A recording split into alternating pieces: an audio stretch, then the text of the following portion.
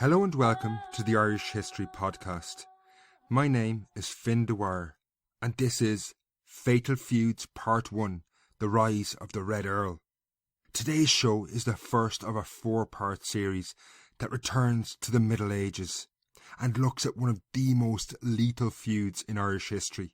This episode sets the stage, introducing the main characters and bringing you into the front lines of the early battles. So, with no more delay, let's get on with it.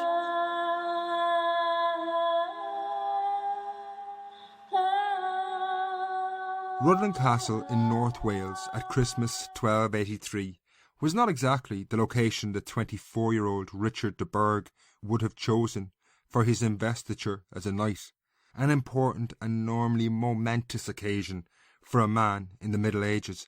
It would be a trial of endurance at Rhuddlan in winter. That the castle was safe was undeniable. Stone towers soared above 2 massive defensive walls, its gatehouse a terrifying gauntlet where death could be rained down on any unwelcome guest. But it was the climate of the surrounding countryside of North Wales that was the challenge. The wind howled down the valley of the cleared river, bringing with it freezing rain, sleet and snow from the mountains of Snowdonia and dumping them on the formidable walls of Rhuddlan. The biting wind penetrated through every arrow loop, window and imperfection in the stone walls. It was in these draughty, freezing conditions that Richard de Burgh's ritual began, with a bath the night before the ceremony itself. While the freezing draughts picked at his naked body, the hardest part of the ritual lay ahead of him. In accordance with time-modern customs, he would have to maintain a vigil in the biting cold through the hours of darkness at Rhuddlan before the official ceremony took place the following day. While this made Rhuddlan a less than ideal location for his investiture, the castle, nevertheless, did represent an important period of Richard de Burgh's life. The North Wales valleys, hills and mountains that surrounded Rhuddlan had become something of a second home for him in previous years. It was there he had strengthened his relationship with King Edward I. These valleys had been the battlefields where King Edward had waged a brutal war of conquest against the incalcitrant king of the Welsh, Llewellyn ap Gruffydd. But by Christmas 1283, that war seemed as good as done. A year previously, the decisive moment had come when Llewellyn had been surrounded, killed and mutilated by Edward's soldiers, and his posthumous nickname, Llewellyn the Last, symbolised the vanquished hopes of the Welsh. It had been a time of violence, war and brutality for sure, but nevertheless it had also been a time when bonds that lasted a lifetime had been forged. When Richard had returned a year later with the royal court and found out it was here he would be knighted by the king himself, there was something apt that this location would host such an important event in his life. However, as darkness fell over the snow-crowned mountains that flanked Rhuddlan Castle, and Richard de Burgh began his all-night vigil, his mind undoubtedly drifted far from Welsh uprisings or Llewellyn the Last.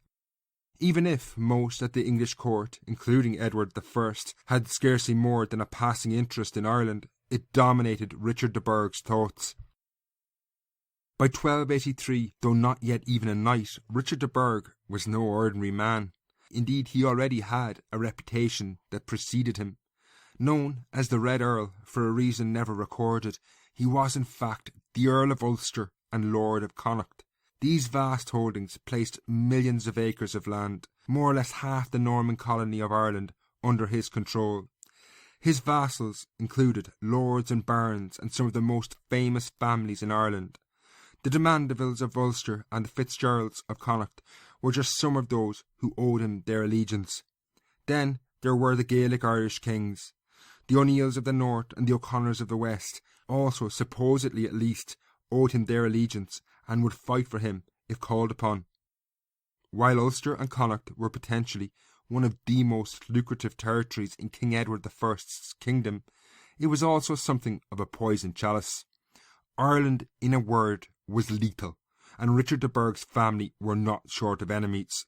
Many of his vassals had a less than friendly attitude towards the de Burghs, while the O'Neills, O'Connors and other Gaelic Irish families were often openly hostile. In those hours of darkness at Rhuddlan, Richard undoubtedly thought about the problems he would face when he eventually took up residence in Ireland. He did have a limited experience of the island, but one that illustrated just some of the complexities he would face. Not long after the king had given him his late father's lands and titles in 1281, Richard had crossed the Irish Sea and travelled to Ulster for a few months before returning to the royal court in England. There he had quickly learned that while he may have had huge lands and numerous vassals, ruling over them was less than easy. When his father Walter had died in 1271, the family had been leaderless and vulnerable.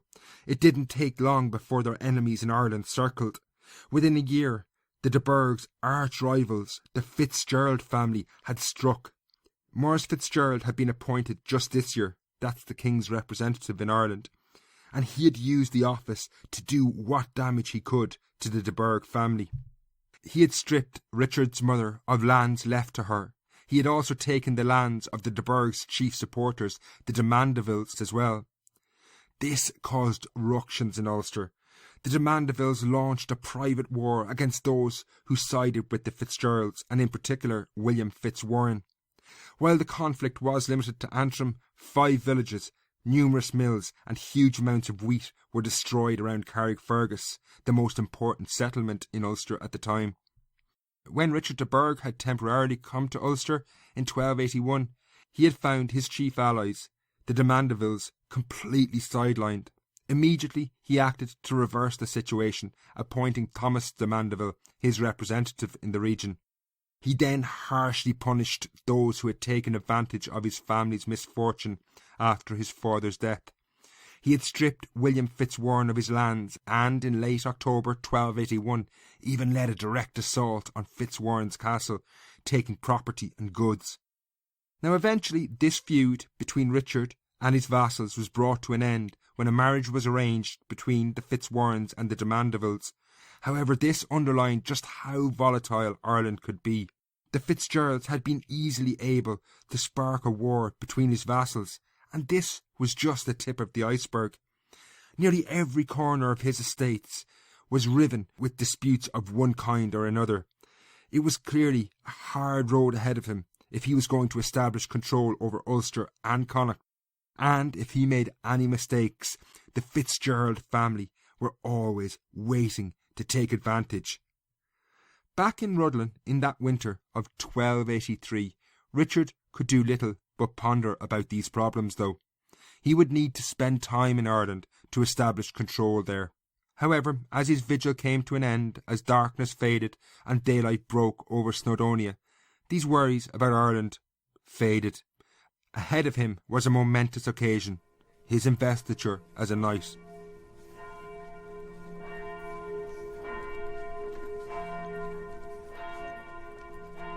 Presumably chronically tired, having been awake all through the previous night, Richard de Burgh was brought before the king after his vigil. In an elaborate ceremony he knelt before his monarch. A giant of a man, known as Longshanks in reference to his long legs, Edward I towered over the kneeling Richard. At the climax of the ceremony, the king took a sword, and touching Richard de Burgh on each shoulder, he raised him up a knight. While this was an important ritual, it undoubtedly further cemented the relationship between Richard de Burgh and his king. This was important. In the coming years, when he would return to Ireland, Richard would be far from court, unable to influence King Edward directly, and he would rely on the old friendship between the two men. What limited comfort Rhuddlan Castle had offered in the depths of that winter was soon no more than a memory when the royal court took to the road, travelling northwards towards Yorkshire in early 1284. Over the following 18 months, Richard de Burgh spent much of his time still at court, travelling from castle to castle and town to town, but never nearer to Ireland. While establishing control over his lands on the island had to wait, he and his wife, Margaret de Guinness, progressed with the all-important matter of raising a family, a crucial step for any aspiring nobleman. While they needed a male heir, which Margaret had in 1285, a boy, Walter, named after Richard's father, they also needed daughters. By that same year of 1285, she had given birth to 3 girls, Aveline, Eleanor and Elizabeth. While their brother could hope to be the next Earl of Ulster and Lord of Connacht, they would be forced to do their duty for their family by cementing alliances through marriage. This could happen at any age. Indeed, by 1285, negotiations regarding the marriage of King Edward I's 3-year-old daughter Elizabeth were already underway. While their life in England was one of comparative luxury, this all changed when Richard de Burgh, his wife and family finally crossed the Irish Sea in 1285 to take up permanent residence on their estates in Ireland. What would prove to be an endless power struggle became part of their day-to-day life. Indeed, from 1285 onwards, year after year, Richard de Burgh would spend weeks and months of his life in the saddle with an army at his back and enemies facing him.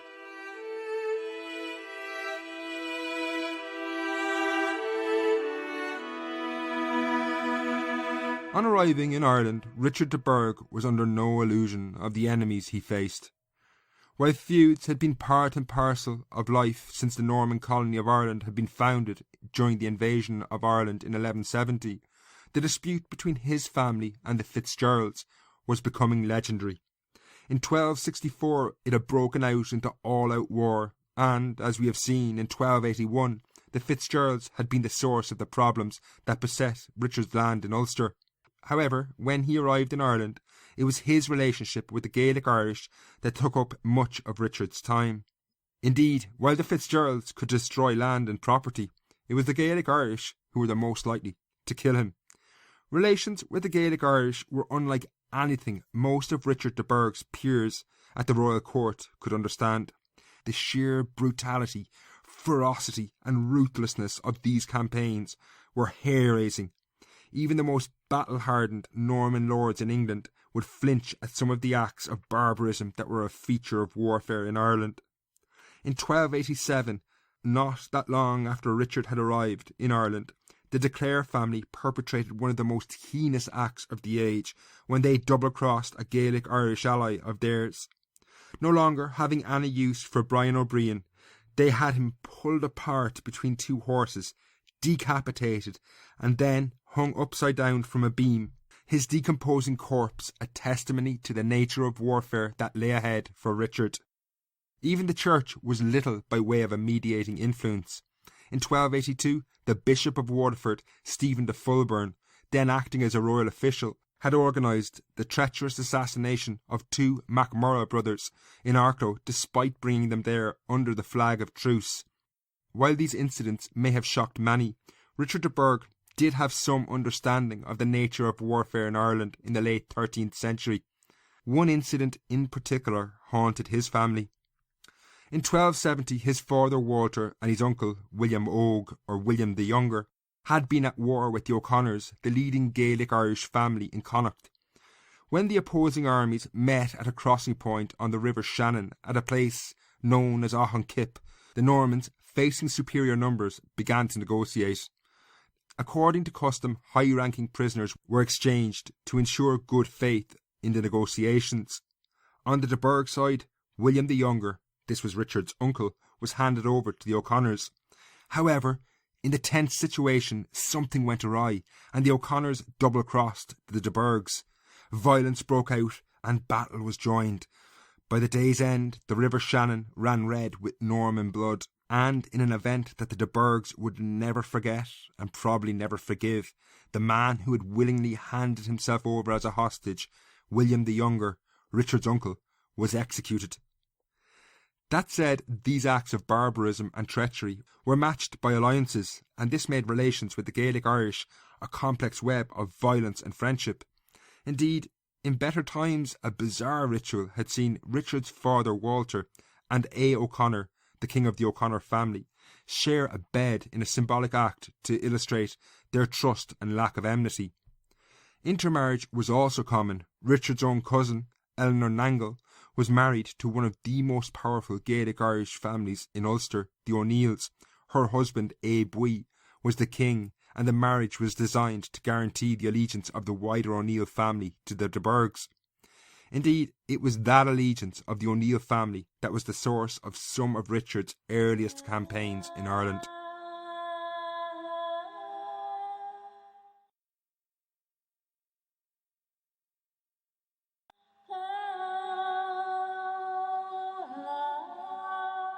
Abe O'Neill ruled over the O'Neill family successfully for many years. He remained faithful to the de Burghs, a loyalty that had been copper-fastened by his marriage to Richard's relative, Eleanor de Nangle. This secured peace in Ulster. The Norman colonial areas in the east of the region were free from raids from the O'Neill territories of Tyrone in the west of Ulster.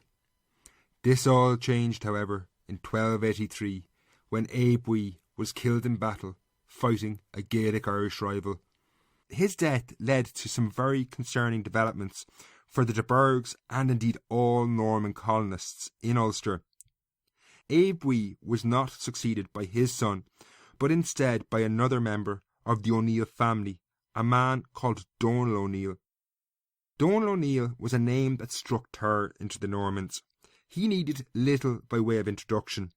His father was notorious. As a generation earlier, he had launched a full-scale Gaelic invasion of the Norman colony in Ulster. It was only after a desperate battle fought at Downpatrick that the colonists had survived. This new king, Donal, was every bit his father's son in terms of politics and outlook on life. So it was that not long after arriving in Ireland, Richard de Burgh, known across Ireland now as the Red Earl, set about dealing with Donal O'Neill before he could launch an attack on the Normans. Gathering forces from across the lordship of Connacht, the Red Earl invaded the territory of the O'Neills with one plan: to bring down Donal O'Neill and replace him with a candidate more in line with de Burgh interests. Crossing from Norman territory into Tyrone, the heartland of O'Neill power, was unsettling. Indeed, Richard de Burgh was entering a different and deceptive world. Life couldn't get more different than it had been at the royal court. The realm of the O'Neills had no castles. Fortifications were built largely from earth and timber, and in some cases stone. Houses were generally far smaller and more basic as well. However, to dismiss a society based on this was foolhardy. The O'Neills had long proven themselves able to stand up to the Normans. Furthermore, the politics of the O'Neill lands were incredibly complex. The family was divided between two factions, one who supported peaceful relations with the Normans, while another, led by Donal, advocated resistance. In 1285, the leading figure of those supportive of peaceful relations with the Normans was Niall Coulonach O'Neill. He quickly made common cause with Richard de Burgh, and after they agreed terms of allegiance, they set about making Niall Coulonach king. They marched on Donal O'Neill and with some ease were able to install Niall as king. However, as the Red Earl left the O'Neill lands that year, he must have known this was only a temporary solution. He knew that out there somewhere in the hills of Tyrone was Donal O'Neill, just waiting for his next chance. Once the Red Earl was gone, he would plot and scheme to take back the kingship. Somewhat surprisingly, 4 years came and went before the inevitable occurred, and the man the Red Earl had installed as king, Niall Coulonach, arrived in Norman Ulster with bad news. Donal O'Neill had returned, invading Tyrone with an army, and had deposed Niall. For Richard, this man Donal could not be allowed to take power. He would go to war with the Normans. It was only a matter of time. So, the following year of 1291, Richard de Burgh marched north into the heart of O'Neill territory again, and the campaign of 1286 was repeated action for action. Donal was deposed, Niall was installed as king, but crucially, Donal O'Neill was not caught or killed. Rather than the gallows, he escaped to fight another day. Without doubt, that year, it was increasingly clear for the Red Earl there was only one solution. Donal O'Neill had to die. Indeed, as if to reinforce this point, as the Red Earl retreated from Tyrone, Donal plunged the entire region into chaos when he made yet another play for power. On this occasion, his defiance increased when he not only deposed de Burgh's candidate Niall Coulonach, but also killed him. So it was that Richard had to return, and on this occasion he installed yet another O'Neill king. This man was in fact his own distant relation, the son of his cousin Eleanor de Nangle, who had been married into the O'Neill family. While this man was undoubtedly going to be loyal to the Red Earl, who was his cousin after all, the rebel Donal O'Neill escaped yet again. It was clear that the Red Earl needed rid of this constant thorn in his side. However, he had other concerns outside Ulster, and a manhunt for Donal O'Neill in the wilds of Tyrone and Donegal was simply impossible, particularly because he was increasingly drawn into another conflict, one in the west of Ireland, in his lordship of Connacht. However, while he increasingly turned his thoughts towards the west, he, and indeed everyone, knew that this man, Donal O'Neill, would return.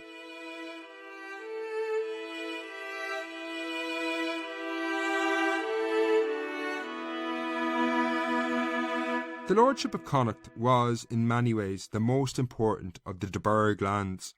While the earldom of Ulster had been given to the family in the 1260s, the Red Earl's grandfather, another Richard de Burgh, had conquered Connacht from the O'Conors in 1235. While they dominated the region, the de Burghs had never truly defeated the O'Conors. This was something that the Red Earl knew only too well from the Battle of Auchan where his uncle, William the Younger, had been executed. Controlling the O'Conors was always going to be a crucial part of his dominance in the west of Ireland. If he failed to do this, he would fail to control Connacht. Basically, the O'Conors could be great allies or terrible, terrible enemies. In 1286, while he had to intervene in Ulster, the Red Earl was also presented with a very rare opportunity when Maurice FitzGerald, the patriarch of the rival FitzGerald family, died. Now, they had lands around Sligo in Connacht and were technically Richard's vassals, but in reality, as events have shown, they were his rivals.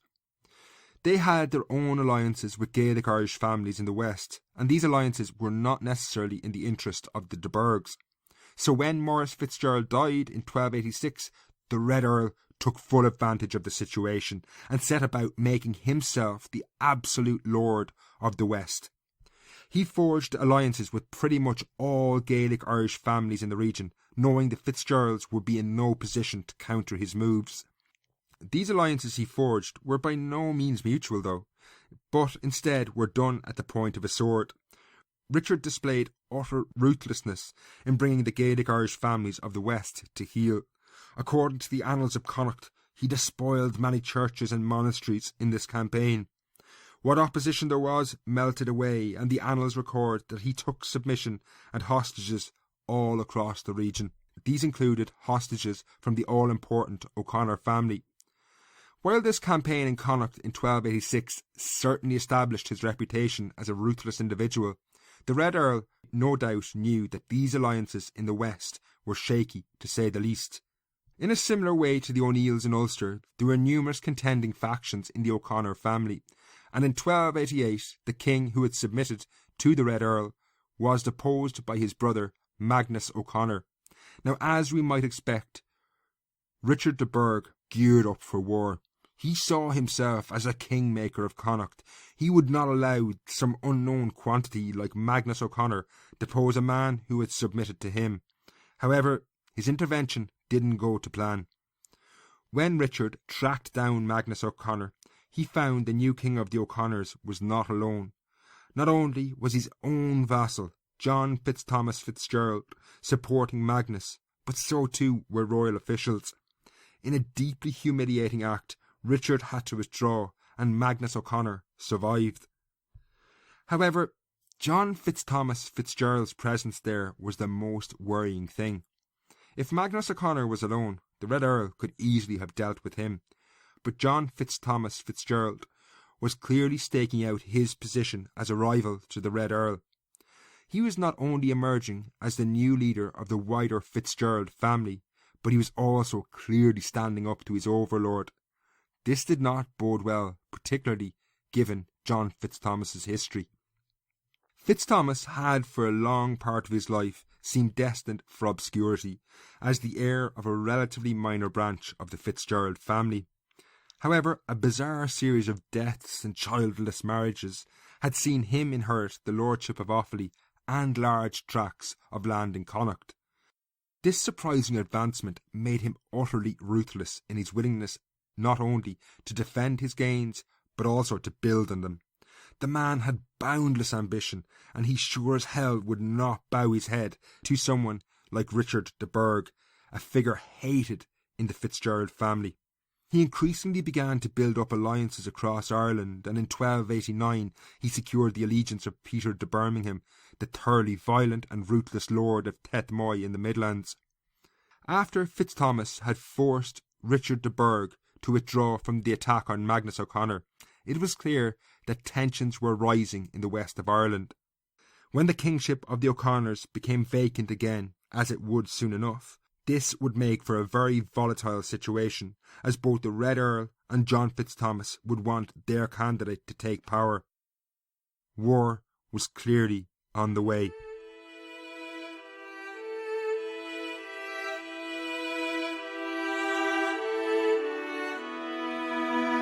Events in the west of Ireland began to change in 1290 with the appointment of a new king's representative. This new justiciar was a man called William de Vesey, the Lord of Kildare. This swung events in favour of Richard de Burgh, as de Vesey loathed John Fitzthomas as well. With lands in Kildare, Fitzthomas's ambitions in the Midlands threatened de Vesey. This led to Fitzthomas feeling increasingly cornered, and the outcome was predictable. The crunch moment came in 1293 when the king of the O'Connors, Magnus O'Connor, died. The question on everyone's lips now was who would replace him. For the Red Earl, it was essential that it was a candidate of his choosing, or at least one that would bend to his will. For John Fitzthomas, he obviously saw the issue in exactly the same way. Ultimately, it was William de Vesey, the king's representative, who intervened, and predictably he installed a candidate that suited Richard de Burgh. This was A. O'Connor. John Fitzthomas was absolutely furious at this, and he decided the time had come to launch open resistance. 10 days later, he seized A. O'Connor and imprisoned him, and replaced him with a candidate of his own choosing. However, this man lasted scarcely 3 months before he was assassinated. Under immense pressure, Fitzthomas eventually would release A. O'Connor, who was now reinstated. But by the early summer of 1294, the situation in the west of Ireland was explosive, and it was only about to get worse. The Red Earl and his cousin, William Lea de Burgh, now decided they would make their play for power. While they couldn't be seen to do it for themselves, they encouraged A. O'Connor, the new king of the O'Connors, to openly attack John Fitzthomas, which he did by destroying Sligo Castle. This was a clear, open message to Fitzthomas. He wasn't welcome in the west of Ireland. However, as we've seen, given the type of man John Fitzthomas was, he wasn't going to back down. But he did face a problem. With war on the way, the de Burghs could put huge numbers into the field. If needed, the Red Earl could call on his vassals from Ulster, while his supporters from Connacht, led by William Lea de Burgh, not to mention the O'Connors, now led by A. O'Connor, would also take the field under his banners as well. It was clear John Fitzthomas needed a plan, some way to balance the situation out, and what he came up with was certainly brave and bold. It began with a raid on December the 9th, 1294. Scarcely anyone would have raised an eyebrow at yet another attack in Ireland. However, Fitzthomas and his men took a very valuable prize on this occasion. After this attack, the raiders rode hard for the Barrow Valley, no doubt only stopping when needed. Once word spread of what they had done, there would be men hunting them. If they were caught, they would probably die. Eventually, crossing into the safety of Fitzthomas's territory in the lordship of Ossory, they followed the Barrow River to its headwaters until they reached the enormous fortress of Lee Castle. As the raiding party entered the castle, apprehension can only have been the prevailing mood. From lowly servants to Fitzthomas's own retainers, everyone knew their lord had pulled off a spectacular raid, one unparalleled in medieval history, but one with serious consequences.